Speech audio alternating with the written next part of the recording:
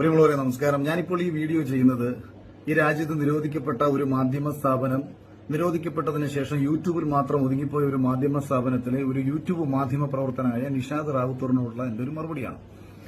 എന്തുകൊണ്ടാണ് എനിക്കിത് പറയേണ്ടി വരുന്നതെന്ന് പറഞ്ഞാൽ, അദ്ദേഹം രമേശ് ചെന്നിത്തലയെടുത്ത് അടുത്തത് ഒരു ചോദ്യം ചോദിക്കേണ്ട. ആ ചോദ്യം നിങ്ങൾക്കൊന്ന് കേൾക്കുന്നുണ്ടാവും. ഇപ്പൊ കൊല്ലത്തുനിന്ന് ഒരു പേര് കേട്ടത് അവിടെ അഖിൽ മാരാർ എന്ന് പറഞ്ഞ യൂട്യൂബർ മത്സരിക്കാൻ പോകുന്നു കോൺഗ്രസിന് വേണ്ടി നോക്കിയാണ്. അങ്ങനെയൊക്കെ ഉണ്ടാവും? അല്ല, അതിനെപ്പറ്റി ഒന്നും ഇതുവരെ ഒരു ആലോചന ഉണ്ടായിട്ടില്ല.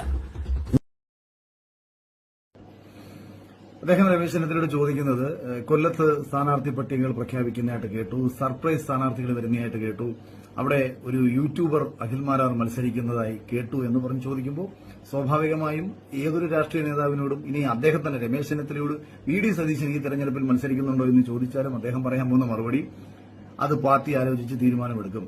താൻ മത്സരിക്കുന്നുണ്ടോ, രമേശ് ചെന്നിത്തല മത്സരിക്കുന്നുണ്ടോ എന്ന് ചോദിച്ചാലും അദ്ദേഹം പറയാൻ പോകുന്ന മറുപടി അത് പാർട്ടി തീരുമാനിക്കും. അതുപോലും മനസ്സിലാക്കാൻ ബോധമില്ലാത്ത ഒരാളെ മാധ്യമപ്രവർത്തകൻ എന്ന് വിളിക്കുന്നതിൽ അർത്ഥമുണ്ടോ എന്ന് ചോദിച്ചാൽ എനിക്കറിയില്ല.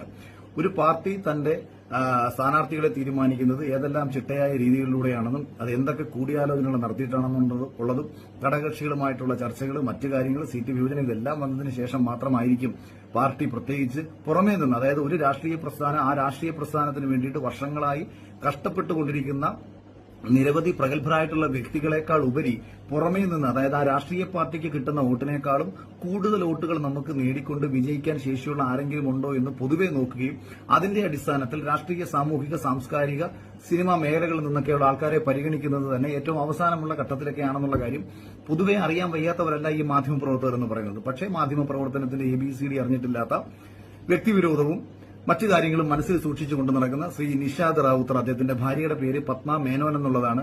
ഇനി ഈ പത്മ മേനോൻ എന്ന് പറയുന്ന ഭാര്യയുമായി നടക്കുന്ന നിഷാദ് റാവുത്തറിന്റെ മറ്റൊരു പ്രശ്നം ഞാൻ പറയാം. അവിടെ അദ്ദേഹത്തിന് ഞാൻ യൂട്യൂബർ അല്ല, അവിടെ അദ്ദേഹത്തിന് ഞാൻ ആരാണെന്നുള്ളത് നിങ്ങളൊന്ന് കേൾക്കൂ.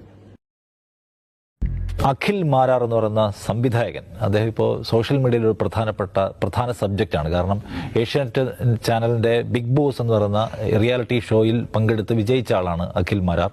ആ നിലയ്ക്ക് അദ്ദേഹത്തിന് വലിയ ഫാൻ ബേസ് ഒക്കെ ഉണ്ട്.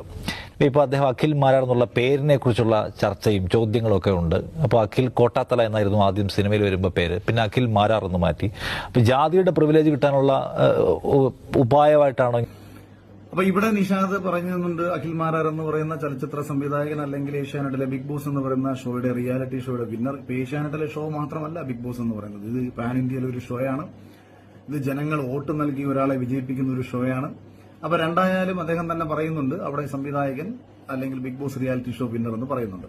അപ്പൊ പ്രിയപ്പെട്ട നിഷാദ് മനസ്സിലാക്കാൻ വേണ്ടിയിട്ട് ഞാൻ ഒന്ന് രണ്ട് കാര്യങ്ങളോട് പറയാം. ഇവിടെ നിഷാദ് പറഞ്ഞ മറ്റൊരു പൊട്ടത്തരം എന്ന് പറയുന്നത്, ഞാൻ സിനിമ